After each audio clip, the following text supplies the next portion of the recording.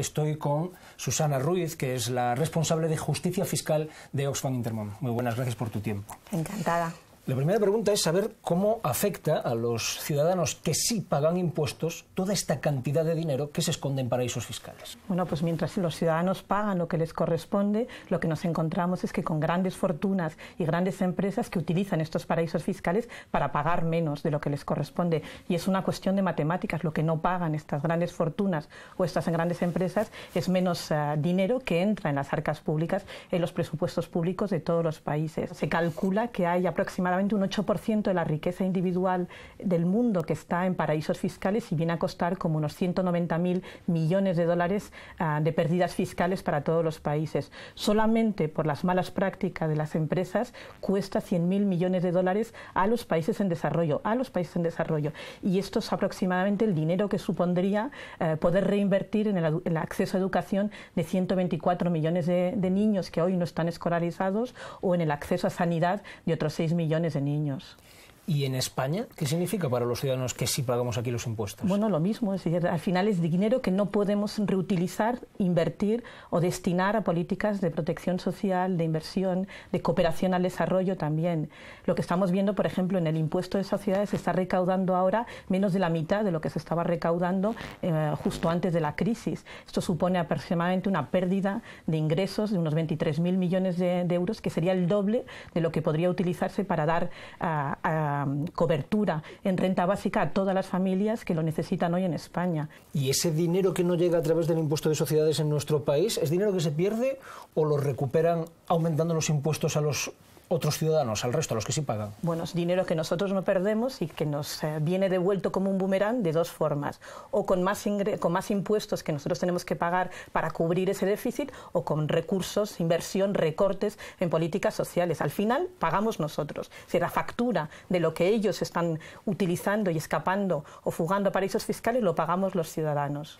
Y si se comprueba que hay tantos cientos de miles de millones que se escapan a paraísos fiscales que afectan a las haciendas públicas, ¿por qué los gobiernos no dan la sensación de estar haciendo todo lo necesario para evitarlo? Bueno, es la misma pregunta que nos hacemos y hemos visto cómo las agendas de reformas fiscales europeas, internacionales, del G20 o de cada uno de los países, la española incluida, han ido moviéndose al ritmo de los escándalos internacionales. Hay un pico de reacción justo con cada uno de los escándalos, pero después se va cayendo un poquito la intensidad de esas respuestas. Lo que vemos es que no hay voluntad política real de llegar al fondo de los problemas. Siempre lo que nos encontramos es como una reacción que se queda en la superficie de los problemas, que camufla realmente a una sensación de movimiento, pero que no va realmente a atajar el problema en sus raíces fundamentales. Para poder llevar a cabo estas operaciones vemos siempre en estos papeles que se aprovechan o recurren a servicios de despachos de abogados, sí, etcétera.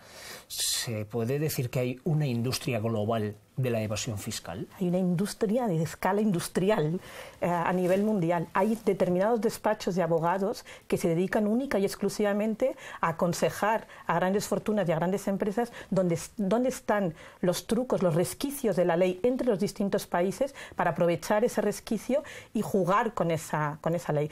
Por eso lo que nos encontramos es que muchas veces no están realizando prácticas ilegales, sino jugando con la legalidad, con el límite de la legalidad, con esa zona gris, lo cual es todavía mucho más perverso en el juego que están haciendo. Pero es un negocio y lo están jugando bien y protegen los intereses de una élite que además está cerca del poder. Por ejemplo, en los últimos años en España, ¿ha aumentado o ha disminuido la cantidad de dinero que se esconde en paraísos fiscales? Lo que hemos visto es que en este último año se ha multiplicado por 4 la inversión que salía desde España hacia los paraísos fiscales. A nivel mundial ha crecido un 45% desde la crisis financiera. Lo que demuestra es que está creciendo, sigue creciendo a pesar de las agendas de reformas, y además a nivel mundial ha crecido al doble de rápido que la economía mundial, lo cual es decir, no es una inercia, sino es una intencionalidad que hay de utilizar todavía los vacíos legales, esos resquicios de los que hablábamos. En estas listas siempre aparecen o nombres de grandes empresas que todos conocemos o nombres de personajes que todos conocemos.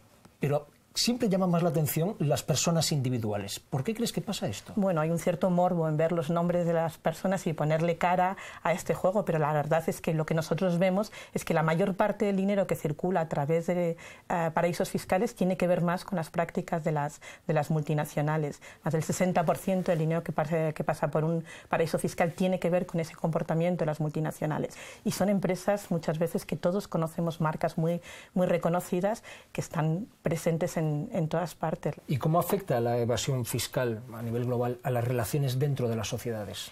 Bueno, la crisis de desigualdad que estamos conociendo ahora, de desigualdad extrema, tiene mucho que ver también con la crisis que hay con la utilización de los paraísos fiscales. Al final, lo que estamos viendo es que la utilización de los paraísos fiscales solamente por una élite, grandes empresas y grandes fortunas, lo que hace es generar más recursos para aquellos que ya tienen, pero también genera más poder.